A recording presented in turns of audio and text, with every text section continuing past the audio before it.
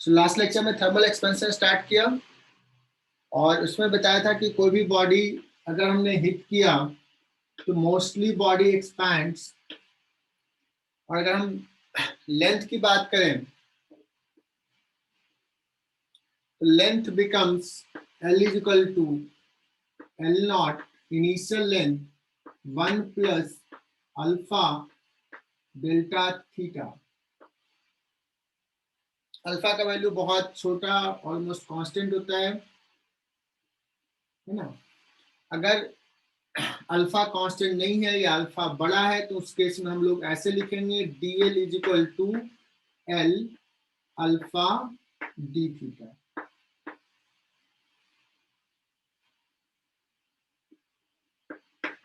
If alpha is not constant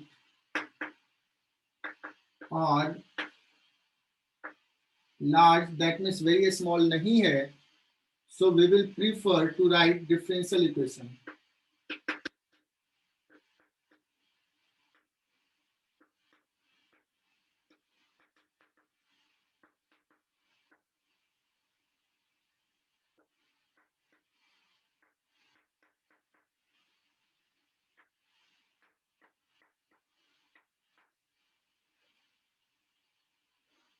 ठीक है, नहीं सर, जस्ट स्टार्ट करते तो हम लोग पेंडुलम क्लॉक का थोड़ा सा आइडिया बताया था, आज हम लोग उसको डिस्कस करते हैं।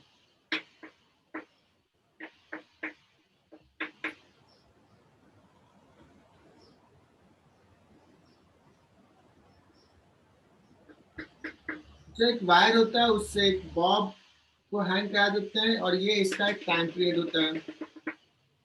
ऐसे ऑसिलेट किया 1 सेकेंड फिर 1 सेकेंड, है ना, और इसके ऑसिलेशन से हम लोग टाइम पीरियड टाइम मेजर करते हैं। तो let it works correctly at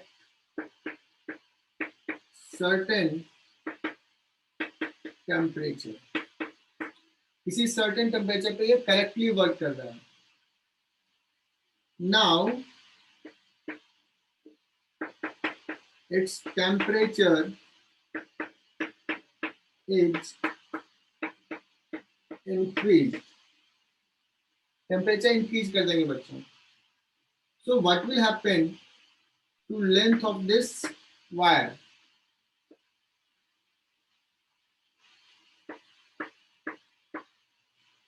Length will increase। और टाइम पीरियड का फॉर्मूला तुम लोगों ने बताया था पिछले क्लास में, T इज इक्वल टू होता है 2 pi root over L upon G।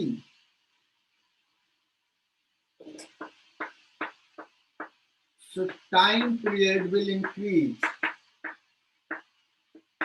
समझ क्लियर? ये टाइम पीरियड विल इंक्रीज।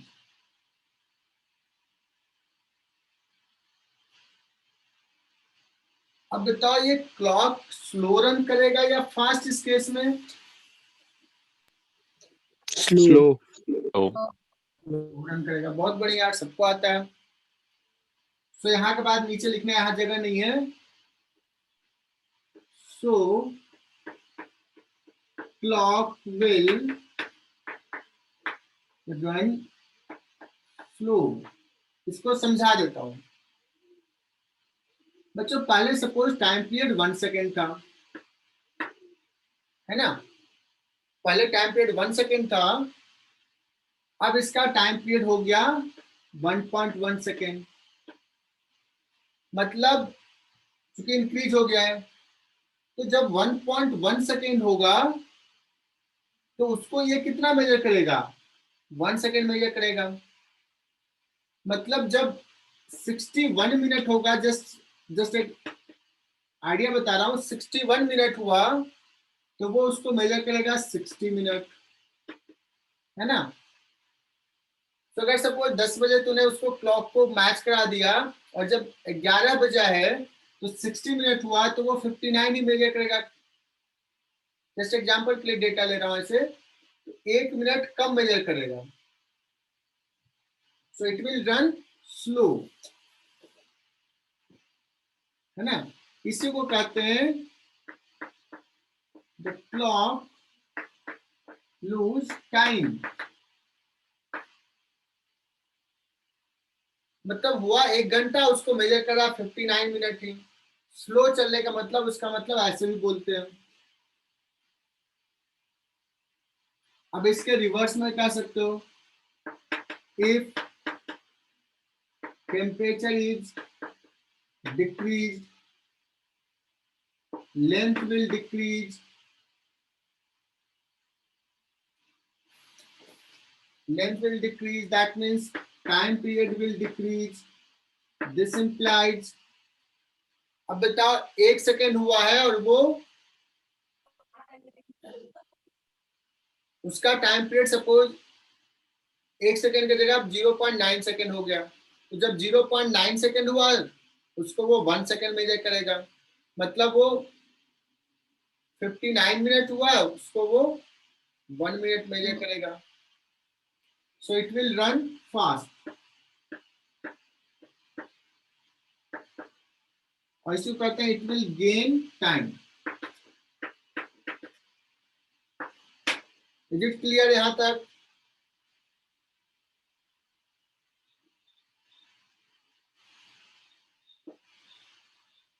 चलो हम आगे बढ़ते हैं।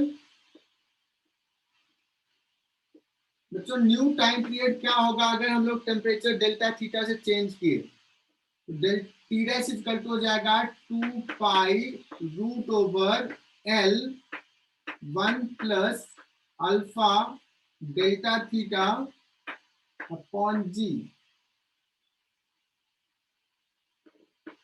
So new time period, if we increase the temperature, 2 pi root over L by G common ले लो, 1 plus alpha delta theta to the power half. तो यहाँ पे लिख रहा हूं, वहां पे जगह नहीं है, टी डैश सारे बच्चे लिखेंगे। अभी तक सारे बच्चे ज्वाइन नहीं किए हैं। T dash is equal to 2 pi root under L by g को क्या लिख लेते हैं, टी लिख लेते हैं, ओरिजिनल टाइम। और यहाँ पे अप्रोक्सीमेशंस लगा देते हैं, पिछले क्लास में लगाया था, half 1 plus n x,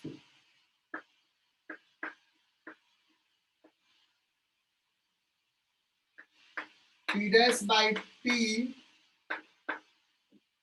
1 plus half alpha delta theta.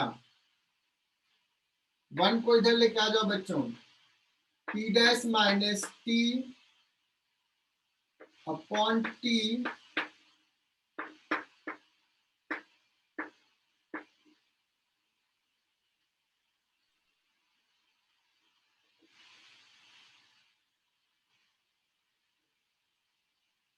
This is change in time period.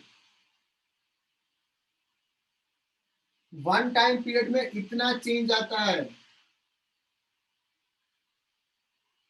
Divided by T कर दिए, तो ये बताता है change in time per unit time.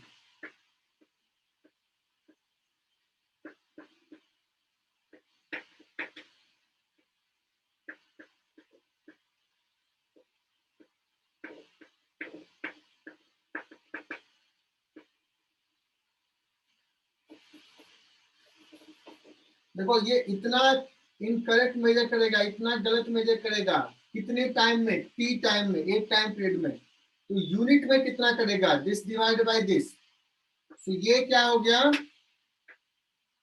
ये चेंज मेजर करेगा, डिफरेंट मेजर करेगा टाइम कितने में, यूनिट टाइम में। तो अगर कभी पूछा जाए यूनिट टाइम में इतना कर रहा है तो 1 घंटे में क्लॉक कितना रॉन्ग टाइम मेजर करेगा,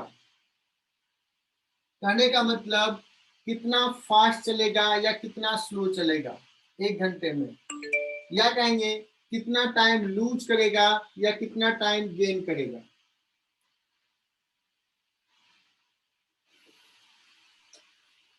8600 से मल्टीप्लाई कर देंगे। बहुत बढ़िया। सो अगर कोई सवाल पूछे टाइम गेन और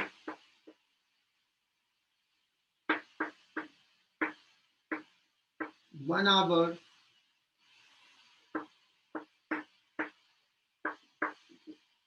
तो हो जाएगा बच्चों, यूनिट टाइम में इतना गेन या लूज कर रहा है delta theta into 1 hour. 1 hour का मतलब हो गया 3600 सेकेंड, है ना। और हमने अभी बताया था कि अगर टेम्परेचर बढ़ाते हैं तो ये it will loss time. If delta theta is positive, clock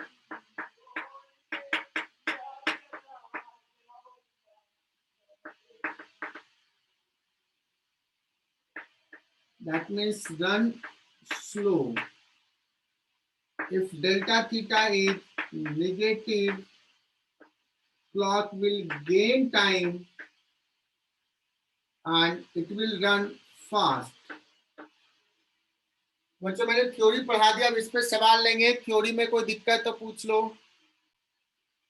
pendulum clock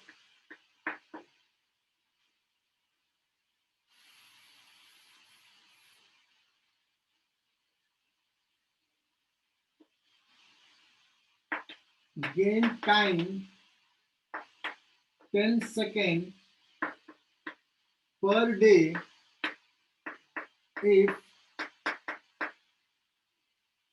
if temperature is 10 degrees C and it lose time 15 seconds per day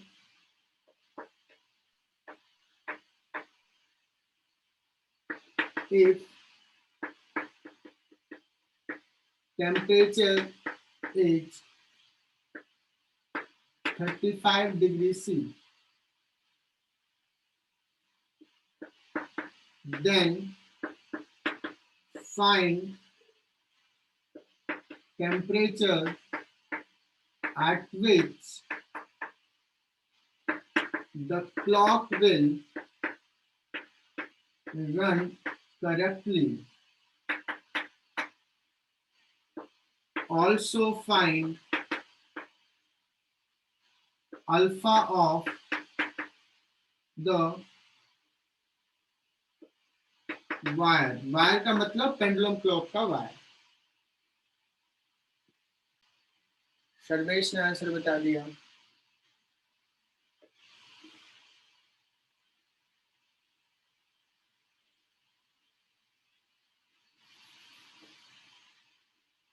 देखो कितना टाइम गेन करा, 10 सेकेंड, है ना। तो 10 सेकेंड इज इक्वल टू हम लोग लिखेंगे half alpha, ठीक है। और 10 डिग्री सी पे मान लो थीटा डिग्री सी पे करेक्टली, थीटा नॉट पे करेक्टली वर्क कर रहा है तो थीटा नॉट -10 लिख देता हूं यहाँ पे। और 1 डे, इसको सेकंड में लिखना पड़ेगा, 1 डे को सेकंड में। दूसरा केस में हो जाएगा 15 सेकेंड लूज कर रहा है, हाफ अल्फा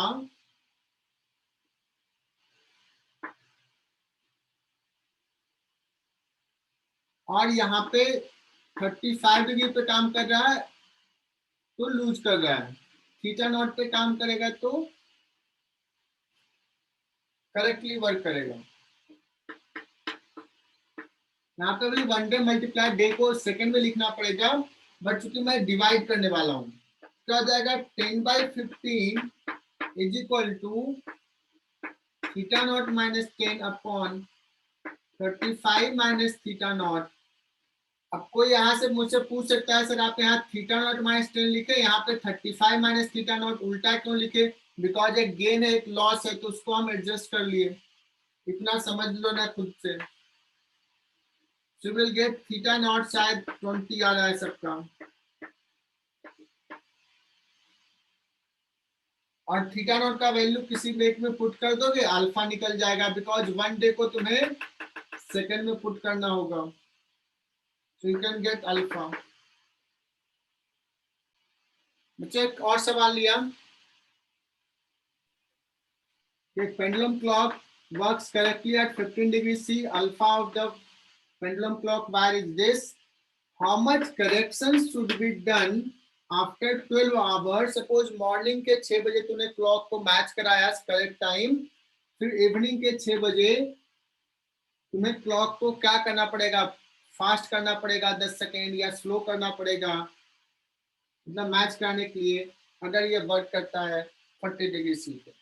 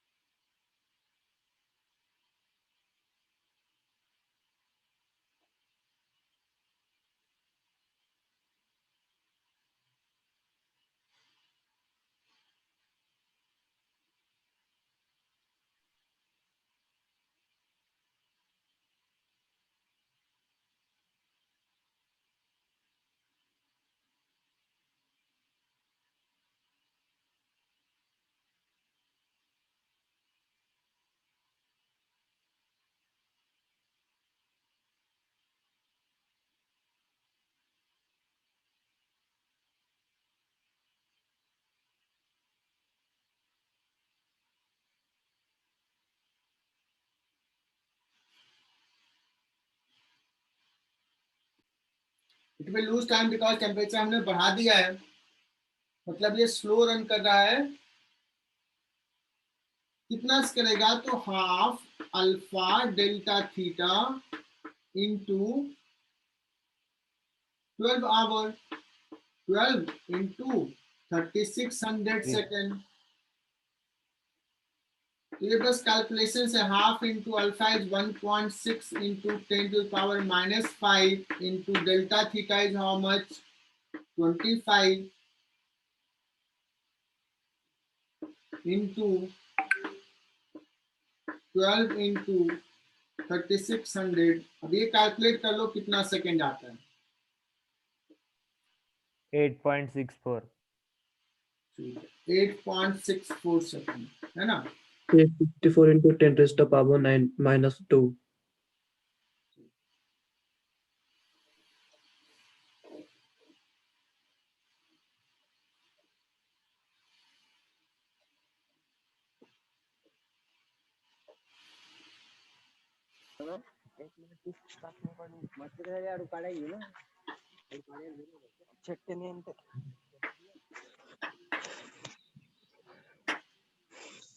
अच्छा एक थोड़ा सा कॉन्सेप्ट आता है थर्मल स्ट्रेस का, उसके लिए स्ट्रेस और स्ट्रेन तुम्हें समझना पड़ेगा।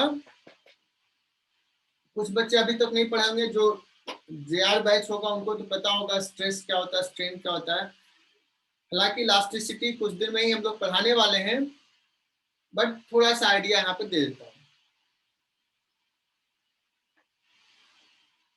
अगर एक रॉड है ना, और इस पे फोर्स लगाए F, इस पे भी फोर्स लगाए F, दोनों इन पे फोर्स लगा रहे हैं F, तो रॉड कुछ लेंथ इलोंगेट होता है। या इस रॉड को यहाँ पे बेल्ड कर दिया, एक पॉइंट पे फिक्स कर दिया और इस पे फोर्स लगाया F, ये दोनों सिचुएशन एग्जैक्टली सेम है, ठीक है ना, बिकॉज यहाँ पे F कौन लगा रहा है, ये दीवार लगा रहा है, both are same situation. Let's rod का लेंथ थोड़ा सा इंक्रीज हुआ है, इसका क्रॉस सेक्शन एरिया A है और रॉड का लेंथ ना ऐसा हो गया, L था, अब ये चेंज इन लेंथ हो गया डेल्टा L। तो एक टर्म डिफाइन कर रहा हूं, स्ट्रेन। स्ट्रेन एज कितना इलोंगेट किया है per unit length. Total length delta length elongate हुआ है L लेंथ में, तो यूनिट लेंथ में कितना इलोंगेट होगा, दिस इज कॉल्ड स्ट्रेन। और अगर मैं किसी से पूछूं, बताओ कि बच्चों इसका यूनिट क्या होगा, यूनिटलेस तो बच्चों डायमेंशन लेस क्वांटिटी है। बहुत सारे बच्चों को डायमेंशन नहीं पता होगा, बट स्टिल लेंथ का डायमेंशन अपॉन लेंथ का डायमेंशन, और यूनिटलेस भी है, इसका यूनिट नहीं है। और स्ट्रेस, स्ट्रेस जो डिफाइन करते हैं कितना फोर्स लगा है F और क्रॉस सेक्शन एरिया A है, तो पर यूनिट क्रॉस सेक्शन कितना फोर्स लगा है, दिस इज कॉल्ड स्ट्रेस, है ना। कुछ ऐसा ही डेफिनेशंस हमने प्रेशर डिफाइन करने में भी बताया था। Pressure is also defined in this way, force by area. तो यहाँ पे यूनिट क्या आ जाएगा बच्चों, न्यूटन पर मीटर स्क्वायर। तो स्ट्रेस का यूनिट और प्रेशर का यूनिट सेम होगा, स्ट्रेस का डायमेंशन प्रेशर का डायमेंशन सेम होगा, ओके। नाउ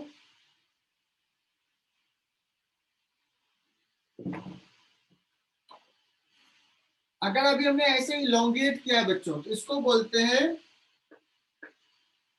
रॉड पे जो हमने फोर्स ऐसे लगाया इलोंगेट करने के लिए, तो जो स्ट्रेस डेवलप हुआ उसको बोलते हैं टेंसाइल स्ट्रेस।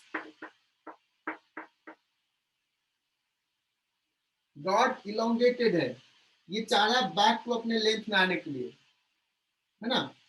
ये रॉड, ये क्रॉस सेक्शन देखें तो ये इसको इधर पुल कर रहा है, ये वाला पार्ट इसको इधर पुल कर रहा है, टेंसाइल स्ट्रेस। एंड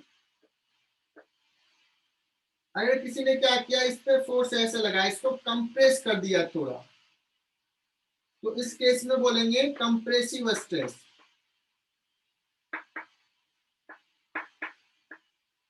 क्या यहां तक बात क्लियर, टेंसाइल और कंप्रेसिव?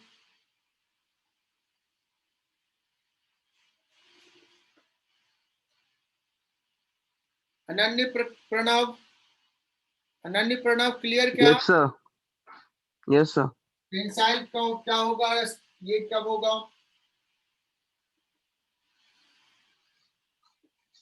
अब तुम लोग बताना मुझे कि इसमें कौन सा स्ट्रेस डेवलप होगा। बच्चों एक रूम टेम्परेचर पे एक रॉड को दो फिक्स्ड वॉल के बीच में लगा दिया है। Compressive. अरे अभी तो कुछ किया ही नहीं यार, इसके बीच में लगा दिया, अभी रूम टेम्परेचर पे, there is no stress. Now अब बताना समर्थ, नाउ टेम्परेचर इज increased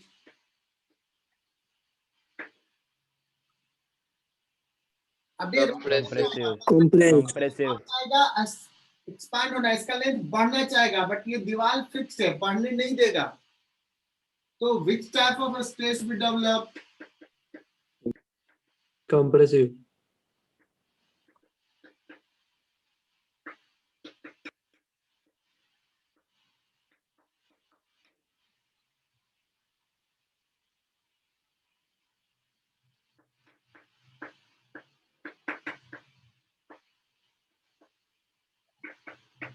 मुझे लगता है सारे बच्चों को आ रहा होगा ये, सारे बच्चे शायद कंप्रेसिव बोल रहे होंगे, दैट इज करेक्ट आंसर। तो ऐसा है जो नहीं बता रहा ये बच्चों, इधर जो मैंने स्ट्रेस और स्ट्रेन बताया ना बच्चों, ये कॉमन सा एक्सपीरियंस है कि जितना तुम स्ट्रेस लगाओगे, जितना ज्यादा फोर्स लगाओगे, लेंथ में इंक्रीमेंट उतना होगा, है ना। सो स्ट्रेस और स्ट्रेन प्रोपोर्शनल होता है, ठीक है। और अगर हम प्रोपोर्शनलिटी कांस्टेंट हटा दें, इक्वल साइन लिखें, तो एक कांस्टेंट इनटू स्ट्रेन होता है। इस कांस्टेंट को बोलते हैं Young's modulus.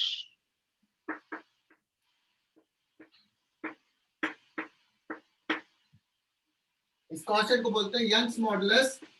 y capital Y से डिनोट करते हैं, that means f by a is equal to Young's modulus delta l by l। अब अगर मैं किसी से सवाल पूछ लूं बच्चों, जो डायमेंशन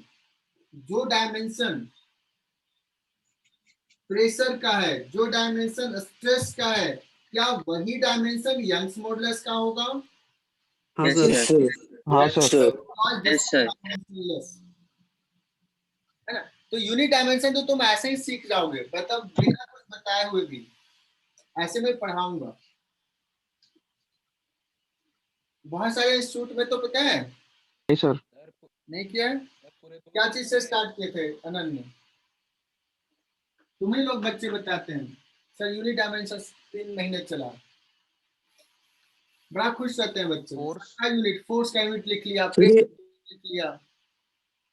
सर ये जीआर बैच 11 की है क्या? बोर्ड्स में तो वही पढ़ा थे सर। क्या? सर ये जीआर बैच 11 की है क्या? हाँ,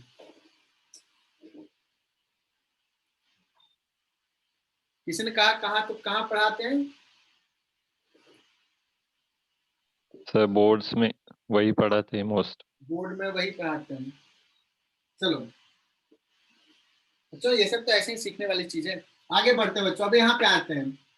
अभी हमने क्या सवाल लिया कि ये रॉड है, दो फिक्स्ड एंड पे, दो फिक्स पॉइंट के बीच में इसको रख दिया है और टेम्परेचर को अब इंक्रीज कर दिया।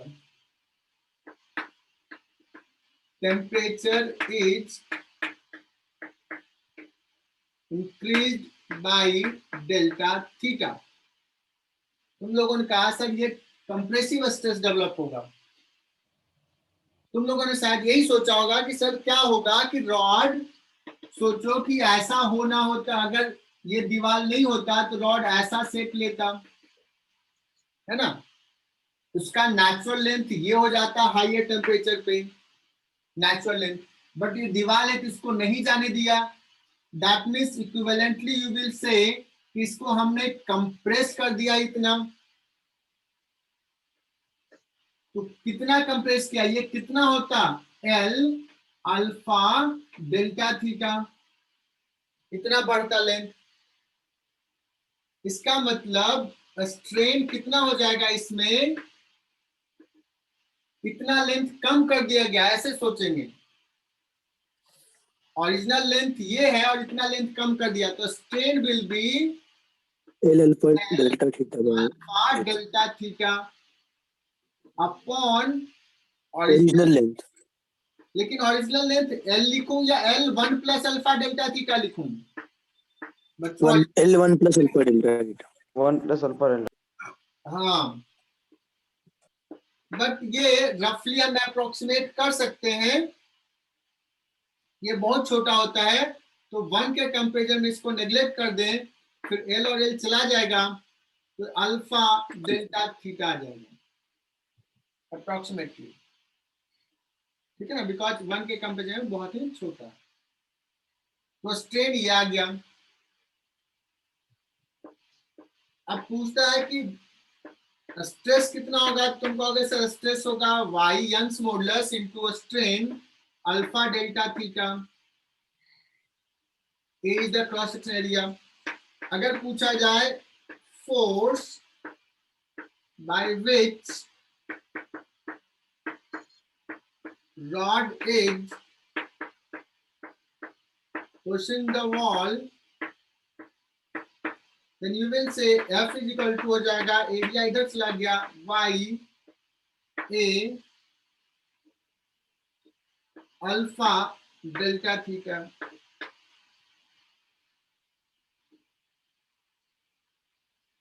रॉड रखे हैं, 2 रॉड लगा दिया अलग अलग, है ना, दोनों का अल्फा अलग है, दोनों का लेंथ अलग है, दोनों का यंग्स मॉडुलस अलग है ना। नहीं, ये कंपोजिट रॉड था, 2 रॉड को ज्वाइन कर दिया और दीवार के बीच में फिक्स कर दिया है। अभी ये नेचुरल लेंथ में है, कोई स्ट्रेस नहीं है। नाउ अब ये बच्चों जेई लेवल का सवाल होगा। Now temperature is increase by delta theta. Now temperature is increase by delta theta, find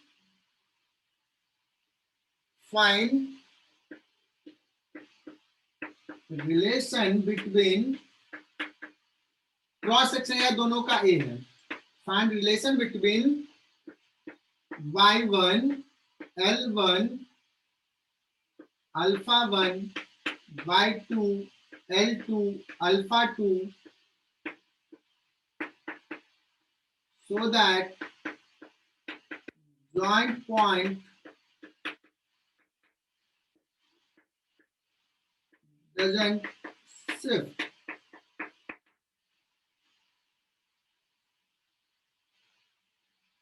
दोनों में क्या रिलेशन हो कि जॉइंट पॉइंट शिफ्ट ना हो, लेकिन अगर हो सकता था टेम्परेचर में इंक्रीज करे तो जॉइंट पॉइंट थोड़ा इधर शिफ्ट हो जाए या जॉइंट पॉइंट थोड़ा इधर शिफ्ट हो जाए। ओके, ट्राई, बहुत बढ़िया। किसी ने बताया कि सर जॉइंट पॉइंट शिफ्ट नहीं कराइए, यही है, मतलब इसमें भी कंप्रेसिव स्ट्रेस है, ये भी पुश कर रहा है, ये भी पुश कर रहा है, और दोनों रॉड इक्वल अमाउंट अभी पुश कर रहा है और जॉइंट पॉइंट शिफ्ट नहीं हुआ। इक्विलिब्रियम में तो इक्वल से करेगा।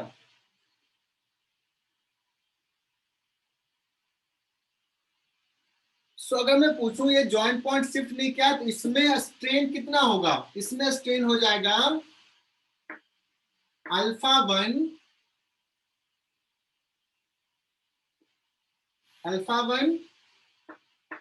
डेल्टा थीटा स्ट्रेन हो जाएगा। स्ट्रेस कितना हो जाएगा y1 इंटू दिस,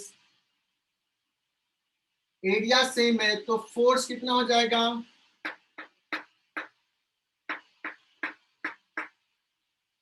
इसमें कितना हो जाएगा force,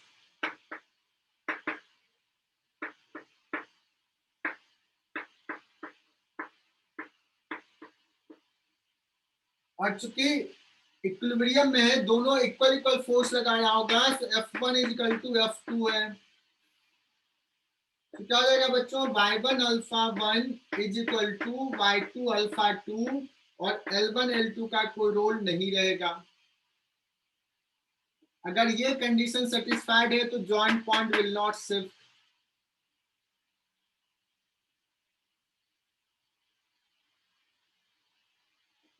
but if y1 alpha 1 is greater than y2 alpha 2, then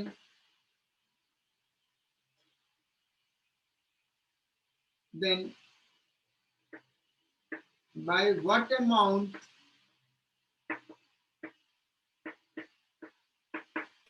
right में शिफ्ट होगा। and in which direction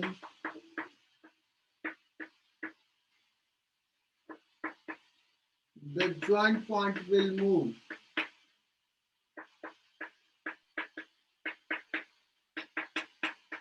मैं तुमसे ये एक्सपेक्ट करूंगा कि डायरेक्शन तो तुम बता दो। ये बच्चों ये लेफ्ट में शिफ्ट होगा। ये Sir, Left. लेवल का मेडिकल लेवल का सवाल है। राइट में होगा। सर लेफ्ट में। राइट में होगा। बच्चों अगर y1 अल्फा 1 बड़ा है तो f1 क्या हो जाएगा, बड़ा हो जाएगा। मतलब ये थोड़ा ज्यादा पुश करेगा। अगर मान लो ये joint point for the time being को होल्ड करके रखा था, तो ये ज्यादा से पुश कर रहा और ये कम से पुश कर रहा थोड़ा, तो ये थोड़ा इधर चला जाएगा और इतना शिफ्ट करेगा कि फाइनली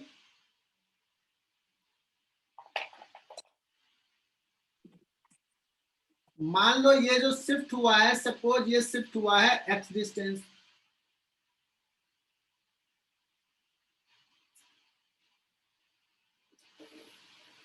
तो ये x कितना है ये निकालना है।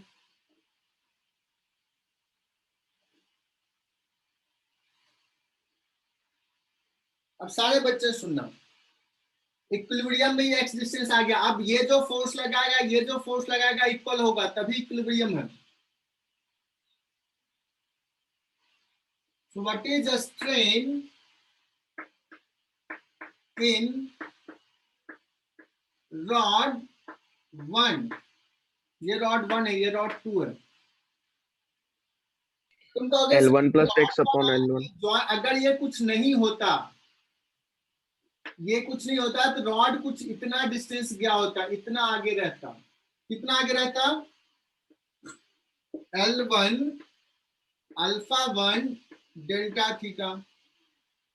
बट यहां तक नहीं है, ये यहां तक है। कैन बी से इतना माइनस एक्स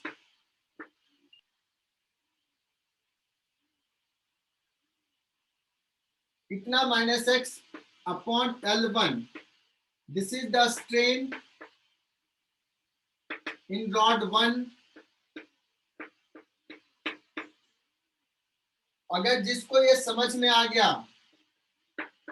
वो बता सकता है कि स्ट्रेन इन रॉड 2 कितना है, और मैं जो लिख रहा हूं उसको अप्रूव करना। L2 alpha 2 delta theta. चलो मैं यहाँ साइन नहीं देता हूं, यहाँ पे तुम साइन दोगे। यहाँ पे प्लस दूं या माइनस दूं? Plus plus positive plus. ये रॉड अगर ये इधर नहीं कुछ होता तो नेचुरल लेंथ ये इतना आगे आता। कितना? L2 alpha 2 delta theta. लेकिन ये है कहाँ? यहाँ के जगह पे यहाँ पे है। That means this plus this इतना कंप्रेस्ड है। तो ये प्लस तुम लोग सही बताए।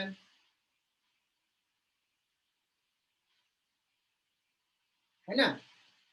अब क्या करेंगे? इक्विलिब्रियम में यहाँ पे शिफ्ट हुआ है। सो F1 is equal to F2 होगा।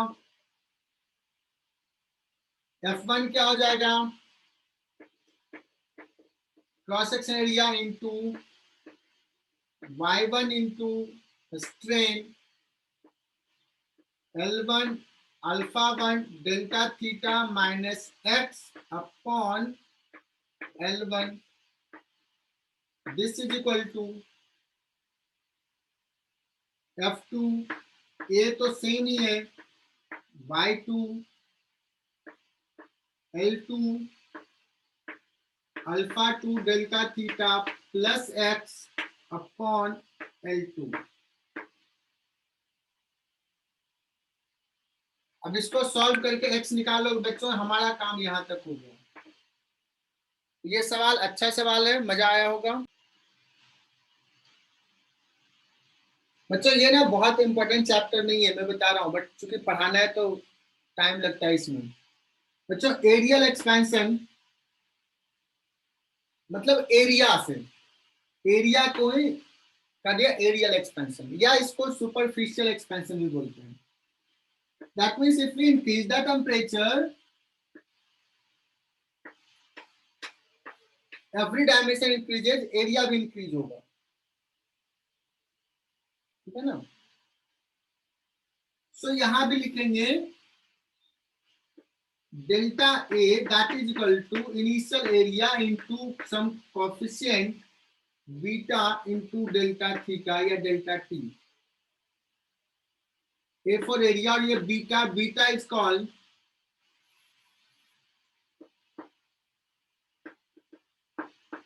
coefficient of aerial expansion.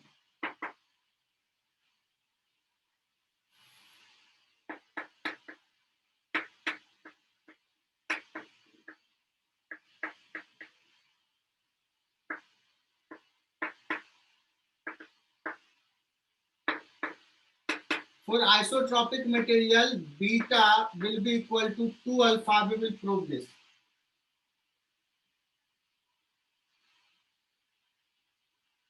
ठीक है, कहोगे सर कैसे? आइसोट्रॉपिक का मतलब क्या है? इसका मतलब इसका जैसा स्ट्रक्चर इधर है वैसा स्ट्रक्चर इधर है, एटॉमिक लेवल पे, क्रिस्टल लेवल पे। मतलब इसका एक्सपेंशन जैसा इस डायरेक्शन हो रहा है वैसा इस डायरेक्शन हो रहा है वैसा इस डायरेक्शन हो रहा है, तो वैसे को हम लोग बोलते हैं आइसोट्रॉपिक मटेरियल। कुछ नहीं भी दिया हुआ तो यही लिखना है रिलेशन।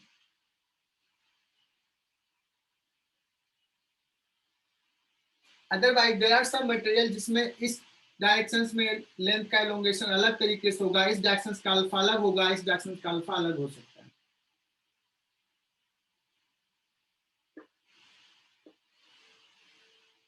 अगर मैं बात करूं सपोज इसका length width L1, length L2,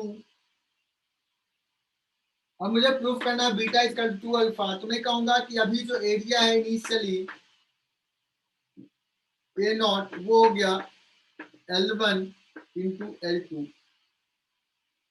अगर हम टेम्परेचर चेंज कर दिए तो एरिया जो हो जाएगा वो हो जाएगा L1 dash into L2 dash. Okay sir, L1 dash क्या होगा? L1 into 1 plus alpha delta theta.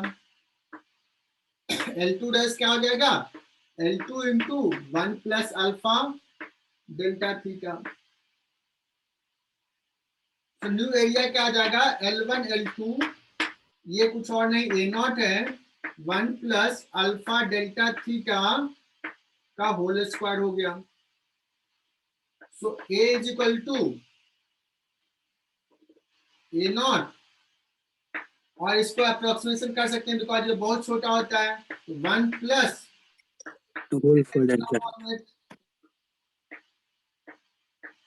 और जब इसको ऐसे लिखते हैं तो इसको ये भी फॉर्मेट लिखेंगे, A is equal to A naught 1 plus beta delta theta.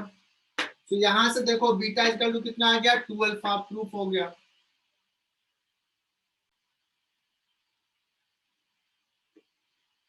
है ना। और V इज इक्वल टू इस केस में लिखेंगे बच्चों V not initial volume 1 plus gamma delta theta. हमने पिछले क्लास में बहुत अच्छे से एक्सप्लेन किया था कि ये फॉर्मेट तब लिखेंगे जब गामा बहुत स्मॉल है, टेम्परेचर चेंज बहुत लार्ज नहीं है, कांस्टेंट है गामा, ऑल दोस थिंग्स। अगर ये सारी चीज नहीं है तो डिफरेंशियल फॉर्मेट लिखते हैं। डिफरेंशियल फॉर्मेट क्या हो जाएगा? dv is equal to gamma v d theta. ठीक है ना। और बच्चों ये बड़ा इंपॉर्टेंट है, थर्मोडायनेमिक्स में मैं कभी आगे पूछूंगा वॉल्यूम एक्सपेंशन कोएफिशिएंट, इसको क्या बोलेंगे? वॉल्यूम एक्सपेंशन कोएफिशिएंट ये कितना होता है? तो हम एक्सपेक्ट करेंगे कि तुम ऐसे बताओगे 1/v into dv by D theta या dv बाई dt।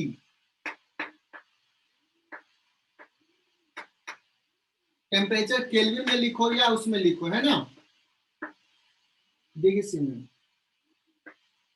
तो ये फॉर्मूला इंपॉर्टेंट है, इसको स्टार मार्क 2 3 स्टार मार्क कर दो। और मैं अब प्रूफ नहीं करने वाला हूं कि अगर मैं पूछूं कि गामा और अल्फा में क्या रिलेशन होगा अगर आइसोट्रोपिक मटेरियल है, तो gamma will come out as 3 alpha, 3 alpha. ठीक है ना। बिकॉज अगर एक क्यूबॉइड लोगे इस टाइप से, मान लो L1 है, L2 है, L3 है, तो वॉल्यूम लिखोगे L1 L2 L3 और 1 प्लस अल्फा डेल्टा थीटा का होल क्यूब हो जाएगा, ठीक है ना। तो इसको एक्सपेंशन करोगे तो 1 प्लस 3 अल्फा डेल्टा थीटा आ जाएगा। तो I hope you are comfortable to say that gamma will be 3 alpha. बच्चों यहाँ पे अप्रोक्सीमेशन कर रहे हैं, किसी केस में अल्फा लार्ज होगा, अगर अल्फा लार्ज होगा डेल्टा थीटा लार्ज होगा, ये बहुत छोटा नहीं है, तो फिर ये क्यूब फॉर्मेट में लिखना पड़ेगा, तो ये वैलिड नहीं रहेगा।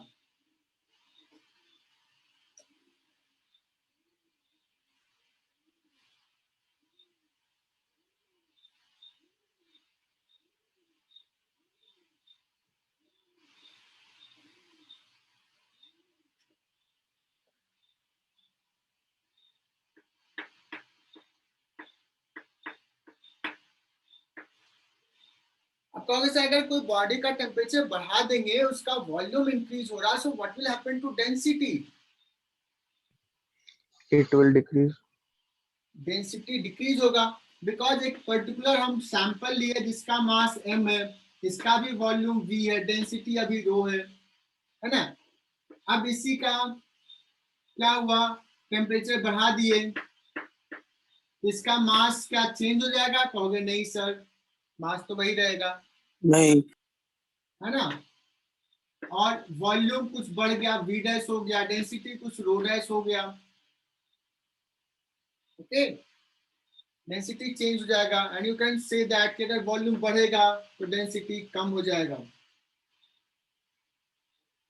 सो इनिशियल डेंसिटी हम लोग बोलेंगे m अपॉन v, बाद में जो डेंसिटी होगा rho dash m upon v dash, m upon v dash क्या हो जाएगा, v 1 plus gamma delta theta, m by v is nothing but rho, so rho dash is equal to rho upon 1 plus gamma delta theta।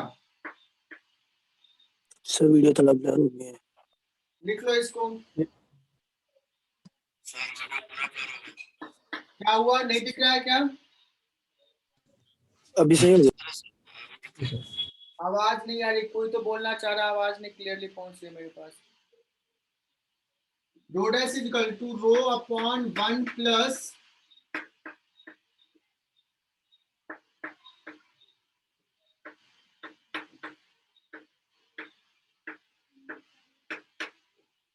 एक और चीज यहाँ देखना, rho dash is equal to, यहाँ पे देखो इसमें हम अप्रोक्सीमेशन लगा सकते हैं, तो rho dash is almost equal to rho into 1 minus n theta. बच्चों ओरिजिनल फॉर्मूला ये है, बट अप्रोक्सीमेट ऐसे भी लिख सकते हैं।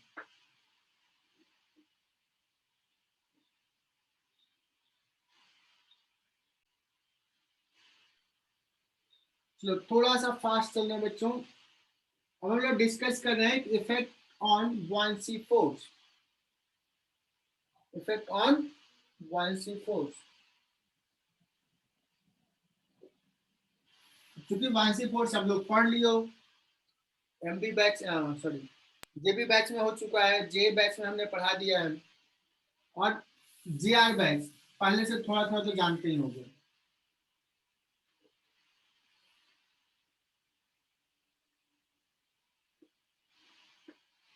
मैं केस ले रहा हूं कि एक ब्लॉक है जो फ्लोट कर रहा है,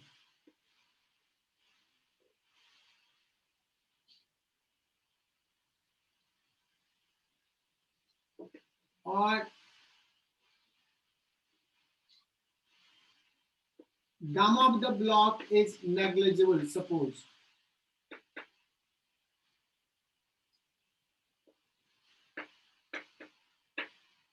ब्लॉक सोचो कि एक्सपैंड नहीं कर रहा है,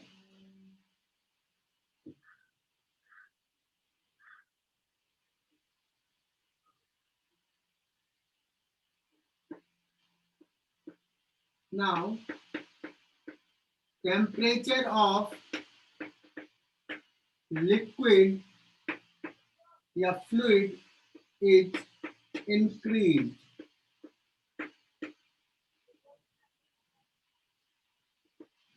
And block is still floating.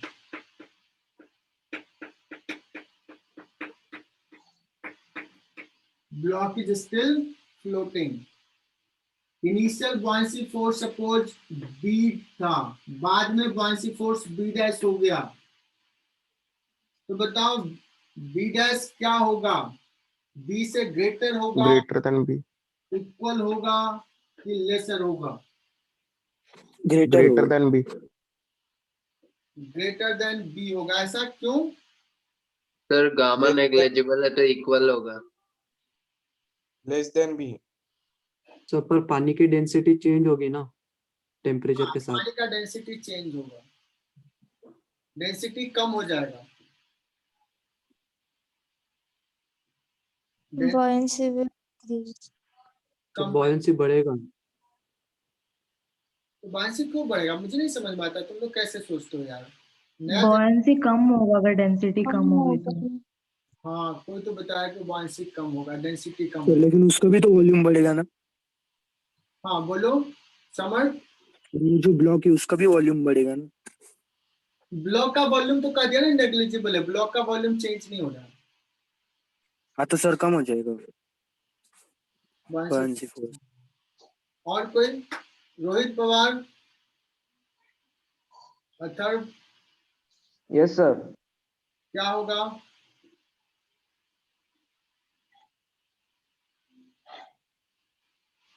देखो 4-5 बच्चे निकले.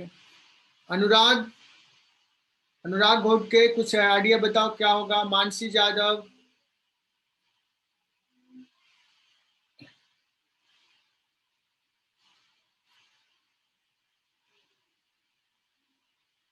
शायमा ने बताई विल डिक्रीज. चलो तौहीद, सईद, शुभम. शुभम कनेक्टेड है क्या? शुभम बाडगी.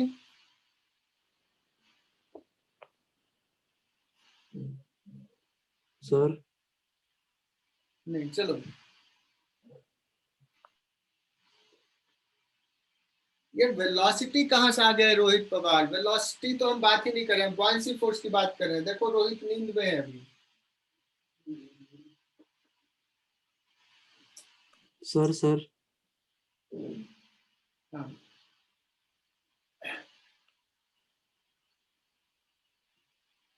अब चलो सुनो, यहाँ पे मैं बता रहा हूं कि हिंट क्या है इस सवाल का. हिंट ये है, ब्लॉक इज स्टिल फ्लोटिंग.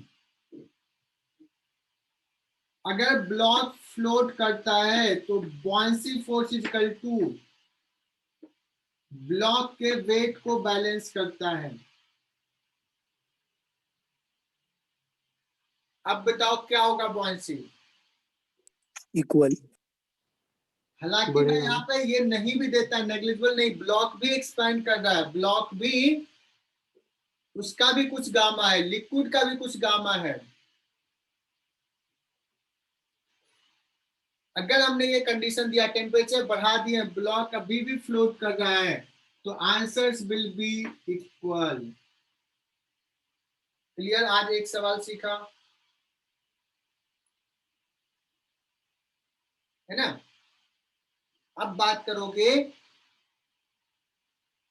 अब मैं फिर से आ जाता हूं अभी समझाने के लिए कि इसका नेग्लिजिबल ले रहे हैं गामा. प्रीति कहेगी सर आपने कहा डेंसिटी कम होगा लिक्विड का तो buoyancy फोर्स शुड डिक्रीज, क्योंकि उसने जो कहा कि कितना वॉल्यूम सबमर्ज्ड है ये उसने कांस्टेंट ले लिया, जो कि ऐसा कोई कंडीशन दिया हुआ नहीं था.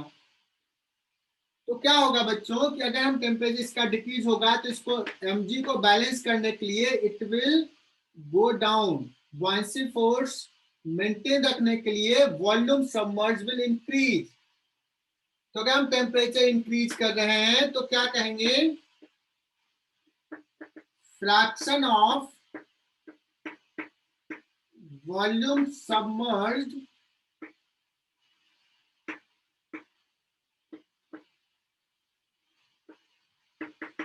will increase. प्रीति बागुल बताओ ये सवाल क्लियर? Yes, sir. अगर कोई ब्लॉक फ्लोट कर रहा है मतलब density of the block is less than density of the liquid, solid block है। देखो मेरा स्टेटमेंट तुरंत बता देता हूँ, सॉलिड ब्लॉक है डेंसिटी के टर्म में जब बात कर रहे हैं। ब्लॉक का डेंसिटी लिक्विड के डेंसिटी से कम है तभी फ्लोट कर रहा है। और कितना फ्रैक्शन वॉल्यूम ये होता है तो v dash fraction of volume submerge कितना आता है बच्चों, v dash by v।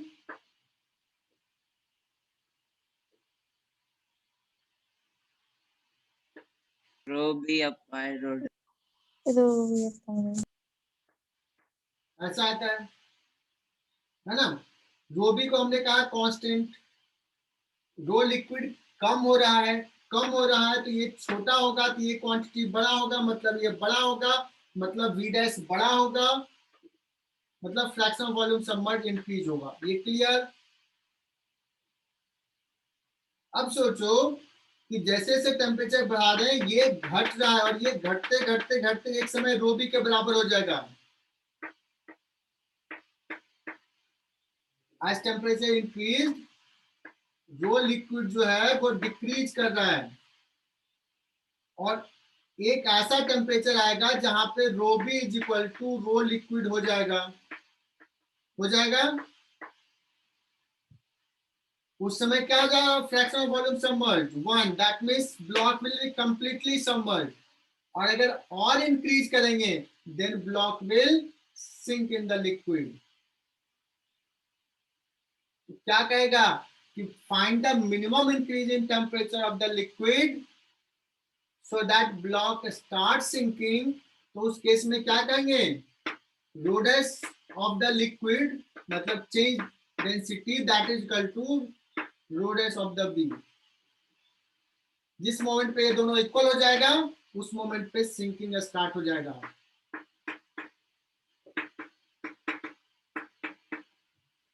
Is it clear? ये स्टेटमेंट लिख लेना। एक जनरल सवाल ले लेते हैं। एक लिक्विड में एक ब्लॉक फ्लोट का है, इसका डेंसिटी रो बी है, इसका डेंसिटी रो एल है, गामा एल गामा बी दोनों का ले लिया। टेम्परेचर इंक्रीज कर रहा है, दिया रहेगा कि gamma L is greater than gamma B, gamma L ज्यादा है। तो कितना इंक्रीज करें temperature so that the block start sinking. So you will say that कि जिस समय सिंकिंग स्टार्ट होगा उस समय ब्लॉक का density will becomes equal to density of the liquid. So जाएगा rho B by 1 plus gamma B delta theta is equal to rho L upon 1 plus gamma L delta theta. अब इसको solve कर लोगे बच्चों, data दिया रहेगा, solve किया।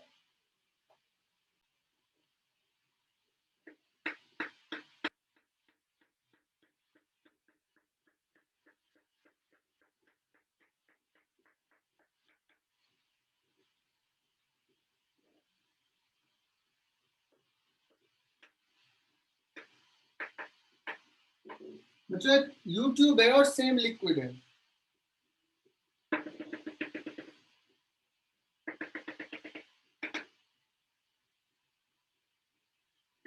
But this height is h1, this height is h2 और यहां पे हम T1 टेम्परेचर पे इसको रखे हैं, θ1 टेम्परेचर पे, और इसको रखे हैं θ2 टेम्परेचर पे।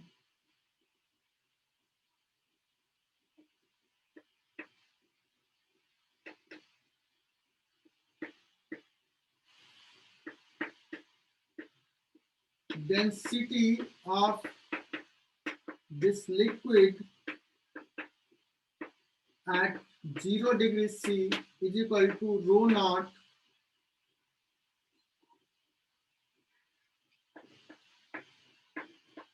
then find volume expansion coefficient gamma of this liquid.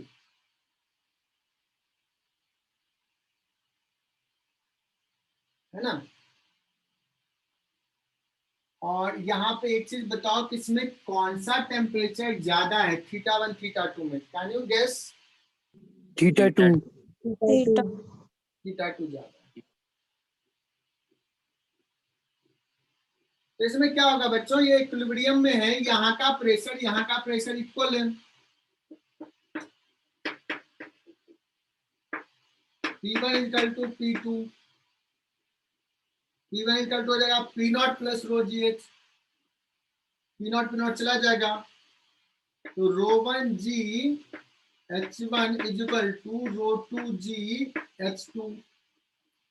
ρ1 कितना हो जाएगा, ρ0 upon 1 plus gamma θ1 into H1, ρ0 G भी चला जाएगा, ρ0 भी चला जाएगा, 1 plus gamma into θ2 into H2,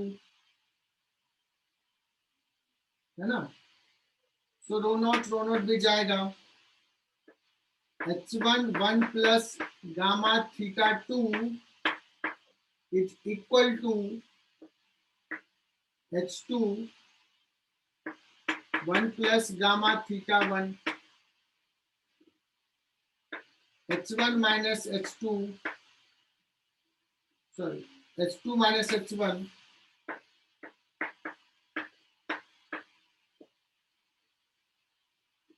is equal to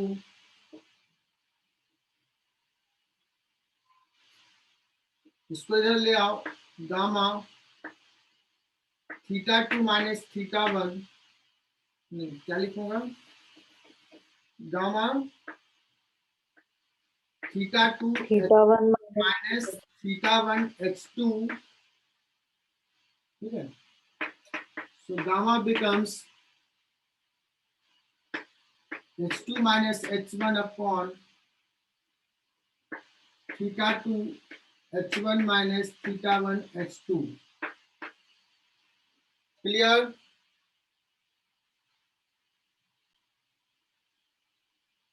बच्चों ये बीच में एक और सवाल क्या आना था, मैंने वो छोड़ दिया था, बुआंसी फोर्स वाला में ही लिख लेना।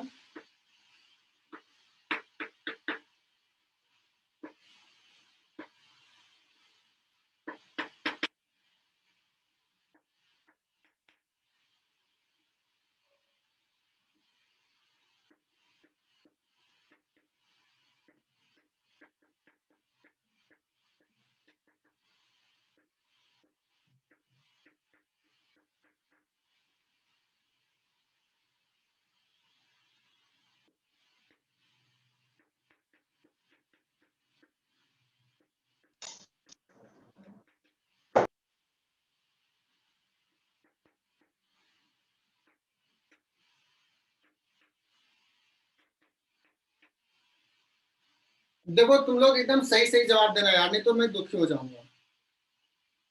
देखो 5-7 बच्चे तो गए, अब अटेंडेंस भी ले लूंगा।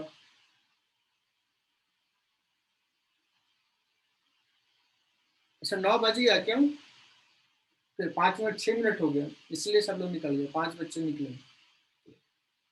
चलो इसका सही जवाब दे दो, फिर छोड़ देता हूँ।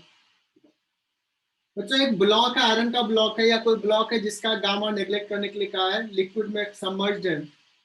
अब हमने टेम्परेचर बढ़ा दिया, लिक्विड का एक्सपेंशन कोएफिशिएंट है, तो बुआंसी फोर्स क्या होगा? अनन्य प्रकाश बताना, अनन्य प्रणव।